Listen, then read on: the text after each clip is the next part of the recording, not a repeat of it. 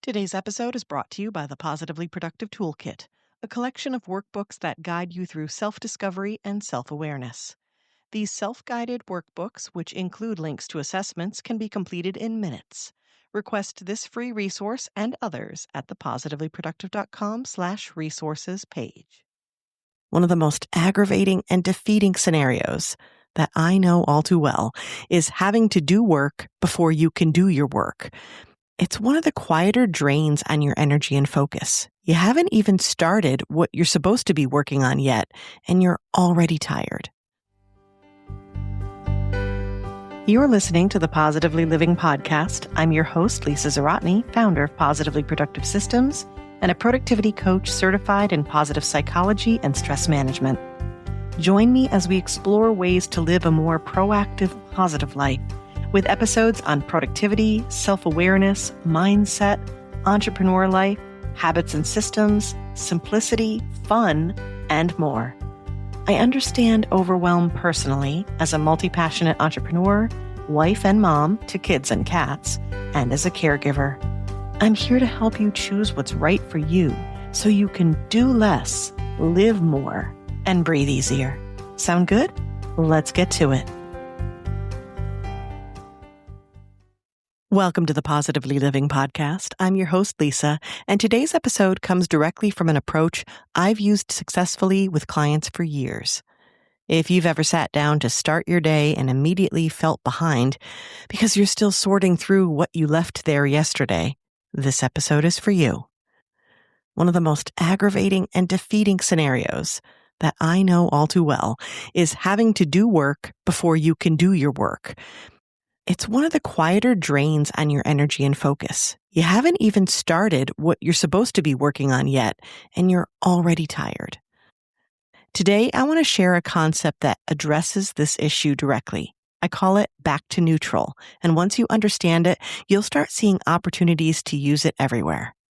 Back to neutral isn't about having a perfectly clean space or constantly cleaning up after yourself. That might be your style and that might work for you, but for many of us, we're not inclined to do that. So this is not about being tidy for the sake of being tidy. It's about resetting to a workable starting point and setting yourself up for success.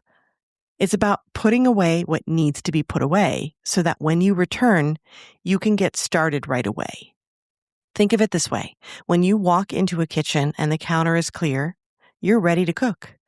When you walk in and last night's dishes are still everywhere, you have to do last night's work before you can do today's. The cooking hasn't started yet and your energy is already going somewhere else.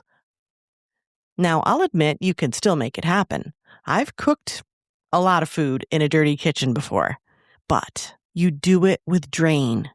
It's drain of your time and your motivation.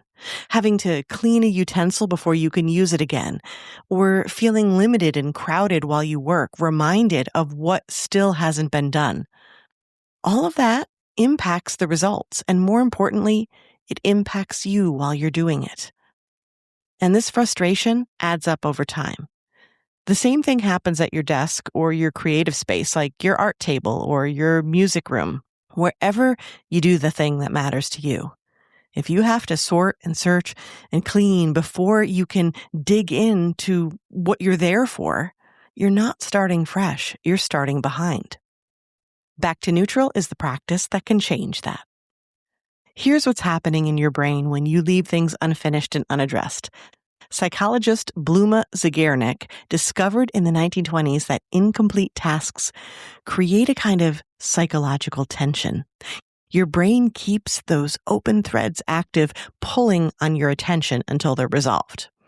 We talk about this open task loop idea a lot in terms of our to-do lists and tabs that are open on the computer and just visual clutter everywhere. I know you've felt this. It's the meeting you're still mentally in when you're trying to eat lunch. You haven't left. It's the unprocessed to-do list sitting on the edge of your awareness while you're trying to be present somewhere else. Your brain is doing exactly what it's designed to do. It's tracking what's unfinished. This is also another reason why I love talking about celebrating the closed task loops, the things that we've achieved. We tend to ignore that because the minute they're closed, we've moved on. So it's important to celebrate the things that we've accomplished. Yeah, our brains are focused on what's next, what's next, what's next. So what's useful to know is that you don't have to finish everything to get relief. Research shows that simply giving a task an intentional home, a plan, a note, a place to wait, like a task management system, can quiet that cognitive tension almost as effectively as completing it. It's still likely you have to get the task done, but that's encouraging to know that if you park it in the right place, it'll give your brain a break. Your brain just needs to know it won't be forgotten. I know that we fear that out of sight, out of mind, but that's only when we don't have a system to back us up. So back to neutral allows us to not have to finish everything, but to park things intentionally so our brain can properly focus on what it's meant to.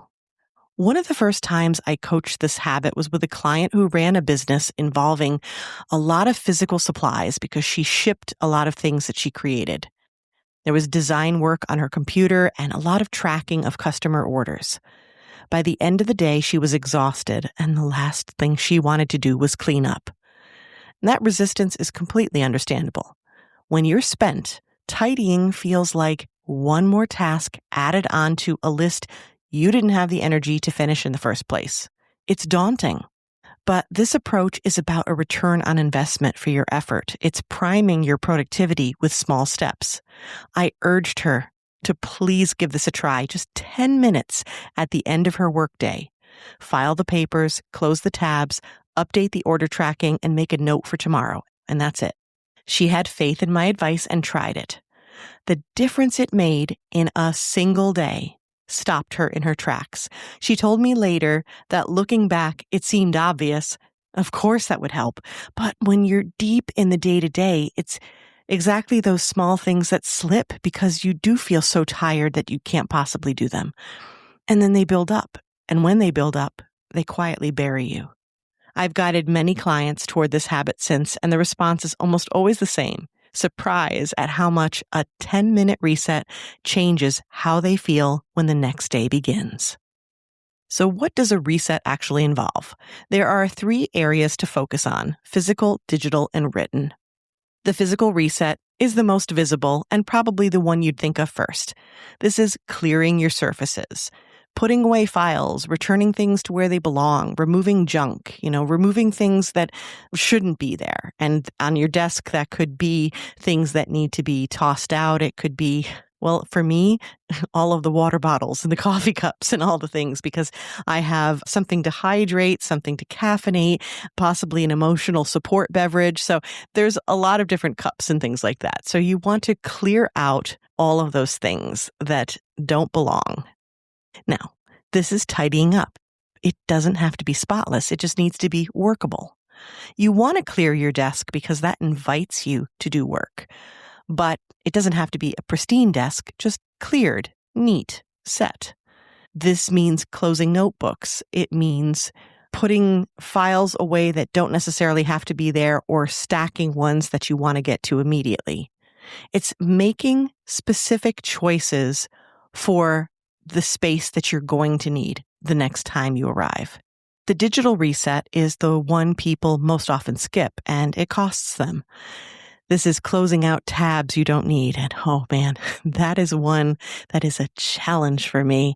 I'm reminded constantly of the meme where it's like, my life is like my tabs. It's like there's 30 of them open and I don't know where the music is coming from. This is like so true. So such a simple thing to do, and it makes a huge difference. You want to close out those tabs. You want to process what's sitting in your inbox, or at least tag or flag or star, right? Some kind of capture tool so that you're making sure you know what you need to do tomorrow and that you can find it.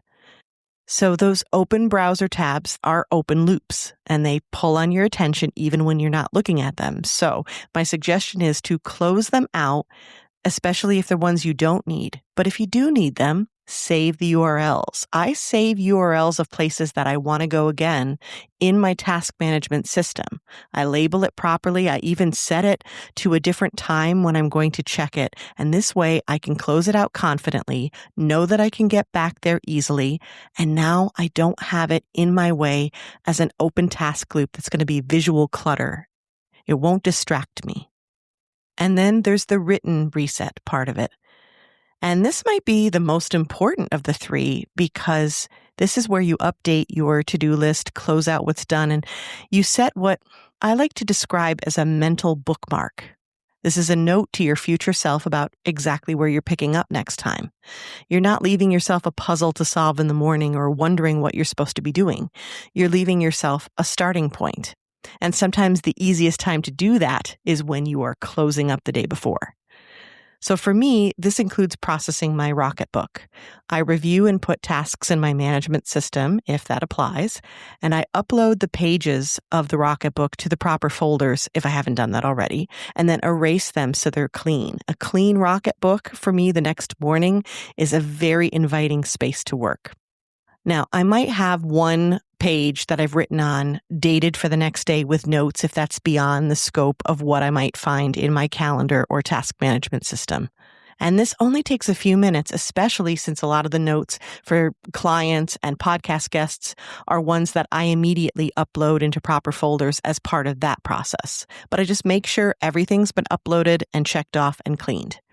And it's one of the most satisfying things I do because I know clean pages that greet me the next day are the best way for me to work. As you can see, there are a variety of ways to get back to neutral in your space. It can vary from space to space, purpose to purpose, and from day to day. Whatever your version of this process looks like, the goal is the same. Close the day knowing exactly where tomorrow starts. When the clutter is more in your head than on your desk, like a backlog of tasks and worries and things you don't want to forget and half-formed thoughts, you'll want to add in a mind sweep. A mind sweep is a mental decluttering practice where you get everything out of your head and onto paper so your brain can stop holding it. It's not the same as back to neutral, but these two work beautifully together, so I highly recommend it as a bonus activity. The reset clears the space around you. The mind sweep clears the space inside you. I have a guided mind sweep package on my resources page that includes a guided audio, a workbook, and support for actually processing what comes up.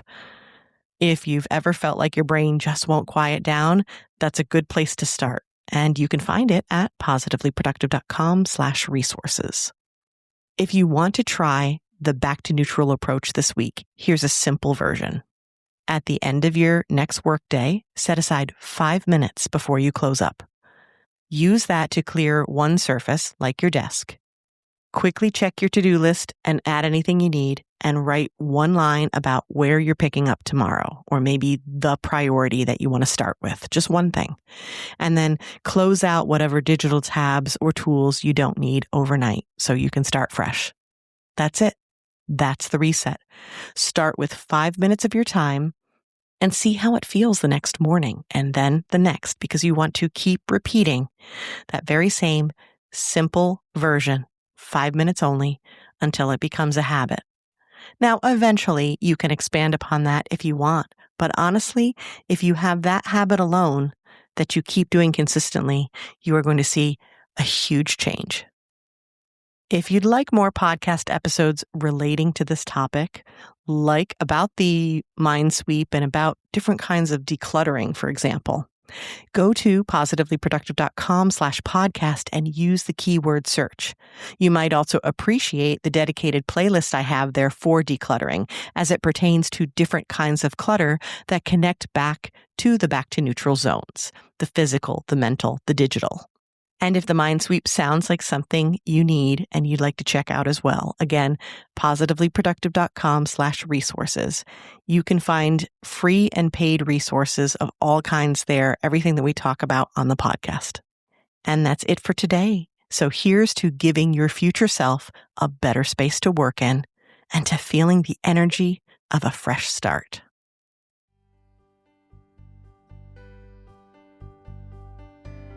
Thank you for joining me today. Your time is precious, and I'm honored you chose to spend it with me. I hope this episode inspired you, and I encourage you to think about one action you can take based on today's topic. Then share it with me so I can cheer you on. Go to positivelyproductive.com to connect with me, read blog posts, and access links from each episode and download resources.